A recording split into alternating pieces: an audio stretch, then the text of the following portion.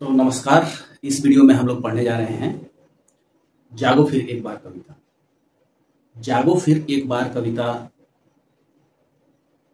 पढ़ने से पहले हम लोग उसके रचयिता के बारे में जानकारी प्राप्त करेंगे कि उसके रचनाकार कौन है। जागो फिर एक बार कविता के रचनाकार हैं सूर्यकांत त्रिपाठी निराला। सूर्यकांत त्रिपाठी निराला का बचपन बंगाल में बीता और बांग्ला साहित्य का प्रभाव भी उन पर रहा। उनके समकालीन लोग उनको महाप्राण, एक तरह से उनको महाप्राण कह के संबोधित करते थे। व्यक्तित्व उनका स्वच्छंदतावादी है, रोमांटिक पर्सनालिटी है, मुक्त छंद अपनाने वाले हिंदी के प्रथम कवि हैं। छंदों से मुक्ति, उन्होंने कहा कि मनुष्यों की तरफ कविता की भी मुक्ति होती है। छंदों में कविता को बांध के रखने की जो परंपरा थी उसको उन्होंने तोड़ा और मुक्त छंद कविताएं लिखी। जैसे दोहा है, चौपाई है, ये सब छंदबद्ध काव्य हैं। ये सब इसमें मात्राओं या वर्णों की संख्या सीमित रहती है, लिमिट रहती है उसकी कि कितनी मात्राएं होंगी, कितने वर्ण होंगे, तो उससे मुक्ति। तो मुक्त छंद अपनाने वाले हिंदी के प्रथम कवि। इनका जन्म फरवरी 1899 में हुआ था। पिता का नाम था राम सहाय, जो बंगाल पुलिस में कार्यरत थे। अद्वैत दर्शन को इन्होंने अपनाया। इस कविता के अंत में हम लोग पाएंगे कि अद्वैत दर्शन का प्रभाव इन पर कितना है। इस कविता में भी यह दिखेगा। पत्नी मनोहरा की 1918 की महामारी में मृत्यु हो गई, निधन हो गया। इनकी पत्नी मनोहरा, इनकी पत्नी का नाम मनोहरा था, जिनका निधन 1918 ईस्वी में जो महामारी फैली थी उसमें हो गया। उनकी 18 वर्षीय पुत्री सरोज का निधन हो जाता है, वो भी चिकित्सा के अभाव में। आर्थिक स्थिति सही नहीं रही होगी, चिकित्सा के अभाव में सरोज की भी मृत्यु हो जाती है। और उस घटना से इतने शोकाकुल हो गए कि हिंदी का पहला शोक गीत लिख डाला, सरोज स्मृति। तो सरोज स्मृति उनकी पुत्री सरोज के निधन से जुड़ा हुआ है और उसी की याद में, सरोज जो उनकी पुत्री थी उसी की याद में उन्होंने हिंदी का पहला शोक काव्य लिख दिया। अक्टूबर 1961 में इनका निधन हो गया था। ये स्वयं को गद्य पद्य दोनों में समान रूप से प्रवीण मानते थे। तो इन्होंने गद्य पद्य दोनों का समाभ्यस्त खुद को सम अभ्यस्त, समान रूप से अभ्यस्त गद्य और पद्य दोनों का इन्होंने स्वयं को माना है। रामविलास शर्मा ने इनको कहा अपनी जनता का कवि, क्योंकि इनकी कविताओं में, इनकी बहुत सारी कविताएं ऐसी हैं जिनमें जनता का जो कष्ट है वो इन्होंने प्रकट किया है अपनी कविताओं के माध्यम से। जैसे भिक्षुक कविता, इन ऐसी कविताओं के कारण रामविलास शर्मा ने उन्हें अपनी जनता का कवि कहा। ये अपनी पत्नी से बहुत प्रेम करते थे और इनकी कविताओं में, जैसे ये कविता है बांधो ना नाव इस ठाव बंधो, तो अपनी कविताओं में इन्होंने जहां भी आवश्यकता हुई है नायिका के रूप में अपनी पत्नी को ही उद्धृत कर दिया है। यही कारण है कि आचार्य नंद दुलारी वाजपेयी ने इन्हें अस्खलित सौंदर्य का कवि कहा दिया। इनकी प्रिय ऋतुएं हैं वर्षा और बसंत। पीढ़ियों का कवि इनको कहा जाता है, क्योंकि इनकी कविताओं में बहुत सारी पीढ़ियों से लिए गए शब्द मिलते हैं। और इनकी जो यह कविता थी जागो फिर एक बार, यह इस नाम से उनकी दो कविताएं हैं। निराला की ही दो कविताएं हैं इसी नाम से। एक में प्रिया अपने प्रिय को जगाती हुई है, दिखती है, और ये जो कविता जो हम लोगों को हमारे सिलेबस में है, जो हमारे पाठ्यक्रम में है जो कविता, वो भी जागो फिर एक बार उसका भी शीर्षक है। लेकिन इसमें कवि भारतीयों को जगाने का प्रयास कर रहा है। ऊंच गुण संपन्न कविता है और देश प्रेम से उत्प्रोत है, राष्ट्रवाद से उत्प्रोत है। हमने बताया कि ये द्वैतवाद का प्रभाव इन पर रहा है। और द्वैतवाद की स्थापना है अहम ब्रह्मास्मि। इतना ज्ञान अर्जित कर लो, ईश्वर को इतना जान लो, यह लगने लगे कि मैं ही ईश्वर हूं, मैं ही ब्रह्म हूं। तो अहम ब्रह्मास्मि की स्थापना इस कविता में की गई है। इनका प्रथम काव्य संग्रह है अनामिका। दार्शनिक आधार इनका वेदांत है। वेदांत वेद के बाद लिखे गए ग्रंथों को कहते हैं, जैसे उपनिषद हो गए, गीता को भी इसमें शामिल किया गया है, ब्रह्म सूत्र हो गए। अद्वैतवाद पर भी वेदांत का ही प्रभाव है। तो अद्वैतवाद जो है उसका प्रभाव था सूर्यकांत त्रिपाठी निराला पर। इस कविता का पहली बार प्रकाशन हुआ मतवाला पत्रिका में। परिमल काव्य संग्रह में संकलित है। निराला रचनावली भाग 1 में भी संकलित। ये हो गई कविता और कवि की चर्चा। अब हम देखते हैं कि कविता कहती क्या है, कैसे कवि अपने कविता के माध्यम से देशवासियों को जगाने का प्रयास कर रहा है। थोड़ी पृष्ठभूमि उसकी जान लेते हैं हम। अंग्रेज जो हैं शासन चला रहे हैं भारतीयों पर, और यहां से धन की उगाही करके और अपने यहां ले जाके अपना भंडार भर रहे हैं। उससे सारे देशवासी व्याकुल हैं। जहां से धन की उगाही की जाएगी वहां तो कमी होगी, तो जनता धन की कमी से भी त्रस्त है। लेकिन कवि के हिसाब से त्रस्त होने का कोई कारण है नहीं। वो भारतीयों की खूबियां एक एक करके गिनाते हैं और कहते हैं कि जाग जाओ, तुम ऐसे हो नहीं कि तुम पर दूसरा कोई शासन कर पाए। तुमने ये खूबियां हैं, तुम जाग जाओ। अगर जाग जाओगे तो वो तुम्हारे चरणों की धूल के भी बराबर नहीं है। कौन? जो तुम पर शासन करते हैं। तो देखते हैं वो क्या क्या कहते हैं। जागो फिर एक बार, समर में अमर कर प्राण गान गाए महासिंधु से, सिंधु नर तीर वासे, संध्या और तुरंगों पर चतुरंग चमसन। बहुत बढ़िया लाइनें हैं। याद दिलाना शुरू करते हैं। कब से? जब से इस देश में आर्यों ने, सैंधवों ने, सिंधु नदी के किनारे रहने वाले यानी कि आर्यों ने अपना झंडा गाड़ा था। पूरे विश्व में कोई ऐसा नहीं था जो उनसे लोहा ले सके। उस दौरों की याद दिलाते हैं कविता के शुरू में ही। कवि कहते हैं कि एक बार फिर से जागो, क्योंकि तुम उन्हीं के वंशज हो जो समर में अपने प्राण देने से झिझकते नहीं थे। समर में अमर कर प्राण, जो समर में मर मिटना, युद्ध में मरने को अमर होना मानते थे, मृत्यु नहीं मानते थे उसको। गान गाए महासिंधु से, सिंधु नद तीर वासे। तो गान, यह गान, समर का गान कहां से कहां तक? महासिंधु कहते हैं समुद्र। यानी कि यह गान, यह उनका संदेश, यह उनकी भावना महासिंधु यानी कि हिंद महासागर से लेके और सिंधु नदी के किनारे तक, यानी कि पूरे भारतवर्ष पर उनके इस समर में अमर कर प्राण, इस युद्ध वृत्ति का डंका बजता था। यानी कि पूरे भारत में कन्याकुमारी से लेकर कश्मीर तक आर्यों के युद्ध नीति का डंका बजता था। क्या खूबियां थी? सैंधव तुरंगों पर चतुरंग चमसन। तुरंग मतलब होता है घोड़ा। सैंधव तुरंग, सिंधु नद तीरवासी, सैंधव तुरंगों पर जो वहां अच्छे नस्ल के घोड़े पाए जाते हैं वो उनके पास थे, उनको युद्ध में इस्तेमाल करते थे। चतुरंग चमूसन। चतुरंग चमू क्या है? चतुरंग यानी 4 अंगों वाली, चमू मतलब सेना। चतुरंग चमू, 4 अंगों वाली सेना का प्रयोग, इस्तेमाल ये लोग करते थे। चतुरंग 4 अंगों वाली, चमू यानी सेना, चतुरंग चमूसन। अब 4 अंगों वाली सेना क्या है? तो इसमें रथ सवार होंगे, यानी कि महारथी, जिनको आप लोगों ने बहुत बार सुना होगा।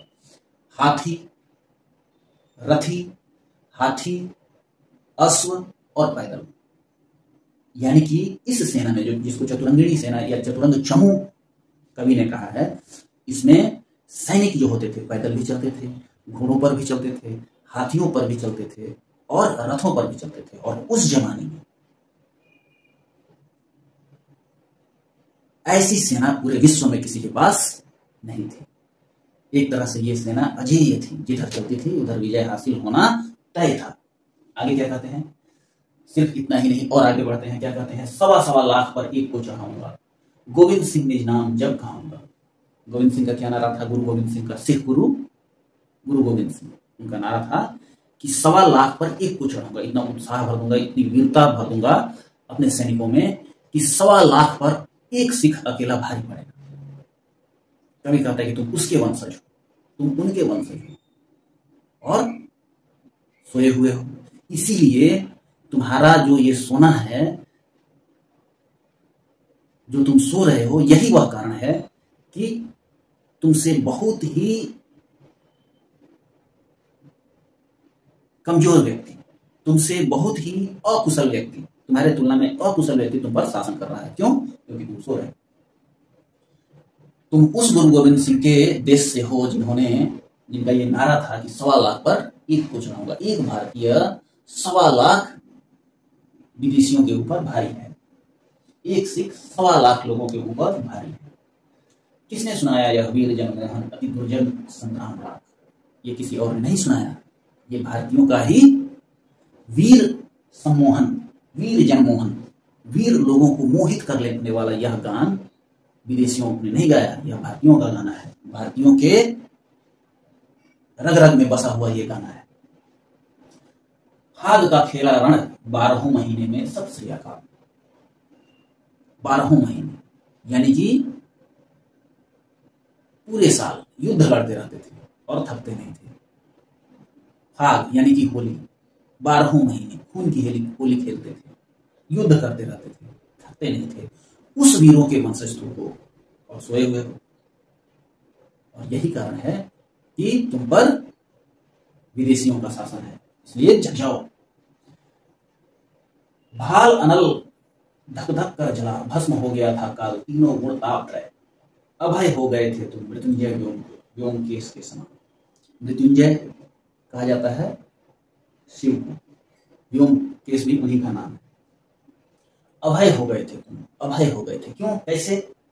तो भाल अनल धक धक कर जला, क्योंकि शिव का जो तीसरा नेत्र खुला था क्रोध में, उससे तीनों गुण और तीनों ताप भस्म हो गए थे। यानी कि 3 गुण, सत्व, रजस और तमस, कि सिर्फ तुम कर्म पर उतर गए थे। और कर्म कैसा कर्म? सत्कर्म, कर्म योग पर उतर गए थे। क्या होगा क्या नहीं होगा इसकी चिंता तुमने छोड़ दी थी। जो जब शिव का तीसरा नेत्र खुला था उसमें सारे गुण और सारे ताप भस्म हो गए थे। जागो फिर एक बार। फिर कहते हैं भारतीयों से कि तुम लोग क्या हो ये तुमको पता नहीं है, तुम शेर हो। कैसे? लिखते हैं, सिही की गोद से छीनता ऋषि कौन, मौन भी क्या रहती वह रहते प्राण। रे अजान, रे अनजान व्यक्ति, सिहनी की गोद से कोई उसका शिशु छीन सकता है? और वो क्या छीनने देगी प्राण रहते? रे अज्ञानी व्यक्ति, जग जाओ, तुम सिहनी की भांति हो और तुम्हारे देश पर दूसरों का अधिकार है। तुम जगो।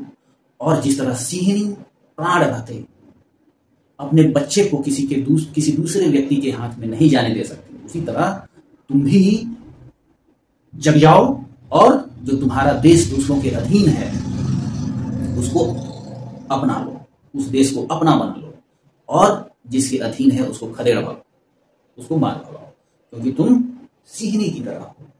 तुम्हारी परंपराएं उज्जवल हैं, बहुत ही उच्च कोटि की परंपराएं हैं। स्वयं को पहचानो और जागो और इनको भगाओ। आगे कहते हैं कि तुम भेड़ की तरह मत बनो, डरपोक मत बनो। एक मेष माता ही रहती है निर्निमेष, दुर्बल वह छीनती संतान जब जन्म पर अपने अभिशप्त, तब तक आंसू बहाती है, किंतु क्या योग्य जन भी जीता है? जब संतान छीनी जाती है, यानी कि जब कोई बाहरी व्यक्ति तुम्हारे देश पर अधिकार करता है, उसकी तुलना संतान छीनने से उन्होंने की है। तो जब संतान छीनी जाती है तो एक ही जीव है जो अपने जन्म पर अभिशप्त तप्त आंसू बहाता है। वो कौन है? मेष माता। मेष मतलब भेड़। भेड़ की माता ही रोती रहती है, देखती रहती है, और उसका बच्चा कोई उठा के ले जाए, कोई उस पर प्रतिक्रिया नहीं करती है। प्रतिक्रिया करती भी है तो क्या करती है? आंसू बहाती है। तुम वैसे नहीं हो, तुम तो उस सिंहनी की तरह हो। तुम्हारा इतिहास सिंहों का रहा है, उस सिंहनी की तरह का इतिहास रहा है जो प्राण रहते अपने बच्चे को छूने नहीं देती। तुम सैंधवों यानी कि आर्यों के वंशज हो, तुम सिखों के वंशज हो, भेड़ नहीं हो तुम। जाग जाओ, जाग जाओ और अपने देश पर स्वयं का अधिकार करो, स्वाधीनता पाओ। किंतु क्या योग्य जन भी जीता है? पश्चिम की उक्ति नहीं, यह गीता है। गीता है, गीता। शुरू में हमने पढ़ा था कि वेदांत का प्रभाव है, जिसका हिस्सा गीता को भी माना जाता है। तो प्रभाव है तो काव्य में उसका दिखना स्वाभाविक है। तो बोलते हैं कि यह पश्चिम की उक्ति नहीं है कि योग्य जन अपने जीते ही अपने ऊपर दूसरे का अधिकार नहीं देख सकता। गीता है। कर्मयोगी बनो, कर्म करो, प्राण रहे या जाए इसकी चिंता मत करो। अगर योग्यता है तो योग्यता अपनी साबित करो। गीता कहती है कि योग्य जन जीता नहीं है। कहने का मतलब कि योग्य जन अपने देश पर दूसरे का अधिकार हो और वो देखता रहे, वो जीवित रहे, इसके बदले वह मृत्यु को प्राप्त करना पसंद करेगा। स्मरण करो एक बार, गीता को एक बार स्मरण करो, जागो फिर एक बार। पशु नहीं वीर तुम, समर सूर क्रूर नहीं, काल चक्र में हो दबे आज तुम राजकुंवर समर सरताज। पशु नहीं वीर तुम वीर हो, पशु नहीं हो। समर सूर क्रूर नहीं हो, तुम क्रूर नहीं हो। विजय हासिल करने वाले दो लोग होते हैं, एक समर सूर होते हैं, वो होते हैं जो सारे मर्यादाओं के साथ युद्ध करते हैं, और एक क्रूर होते हैं, जैसा रावण भी बलवान था लेकिन क्रूर था। तो रावण की तरह बलवान मत बनो, समर सूर बनो राम की तरह। रावण की तरह क्रूर मत बनो, दुर्योधन की तरह क्रूर मत बनो। समर सूर हो तुम वीर भी हो तो कैसे वीर हो? समर सूर हो, क्रूर नहीं हो। काल चक्र में दबे हो, समय के फेर में, समय के चक्र में तुम कहीं दब गए हो। आज तुम राजकुमार हो, लेकिन समय के चक्र में कहीं दब गए हो, अपने आप को भुला बैठे हो, इसलिए तुमको जगना होगा। समर सरताज, तुम समर सरताज हो। समर मतलब युद्ध, तुम युद्ध कौशल में निपुण हो, तुम सरताज हो युद्ध के। तुमको युद्ध में कोई भी पराजित करने वाला नहीं है। सब माया है, मुक्त हो सदा ही तुम माया से मुक्त हो, सदा से मुक्त रहे हो माया से, मोह में कभी फंसे नहीं हो। कहने का मतलब यह है कि किसी मोह में फंसना नहीं है, न जान के मोह में और ना ही किसी लालच में।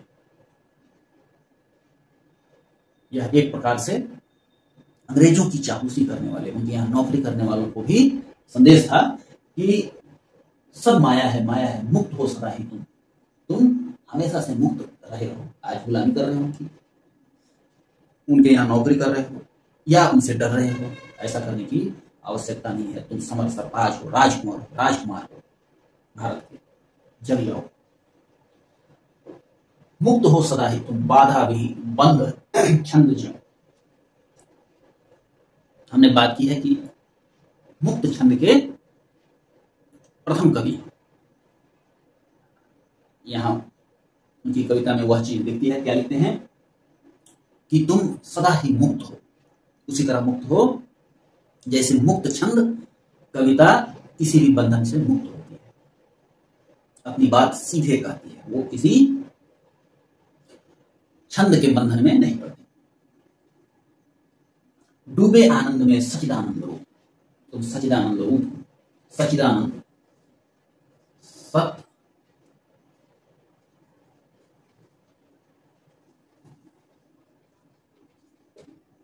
तुम सचिदानंद रूप हो, सत चित और आनंद तीनों तुम में भरे हुए हैं।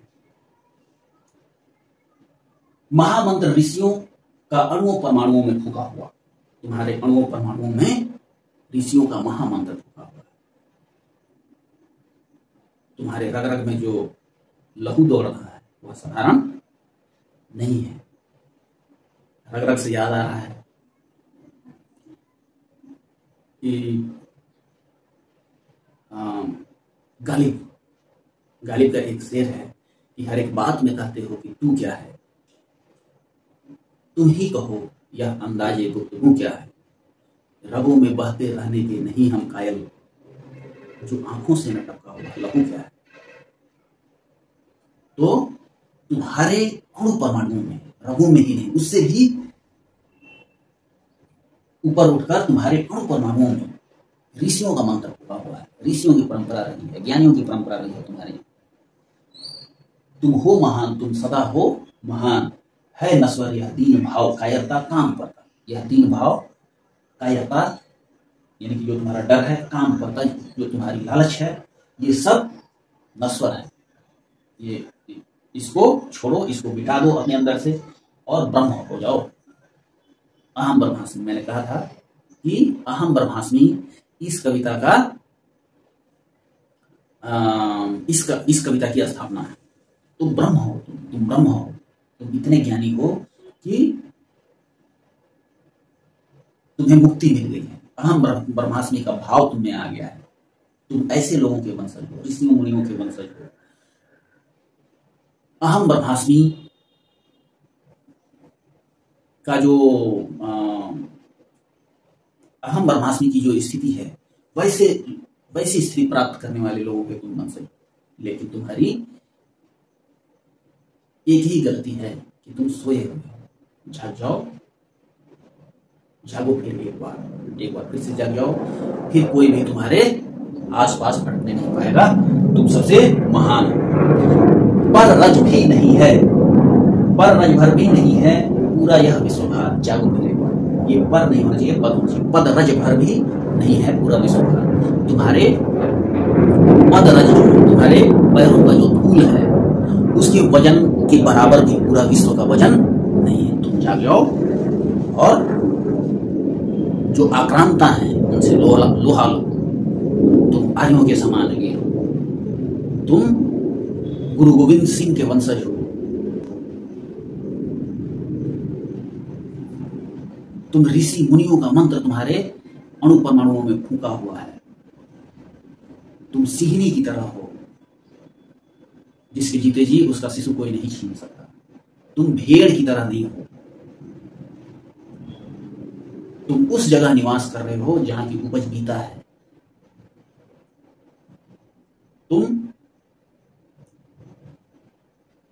तुम्हारे अंदर से तीनों ताप और तीनों गुण भस्म होके निकल चुके हैं। यानी कि तुम मोह माया से मुक्त हो चुके हो।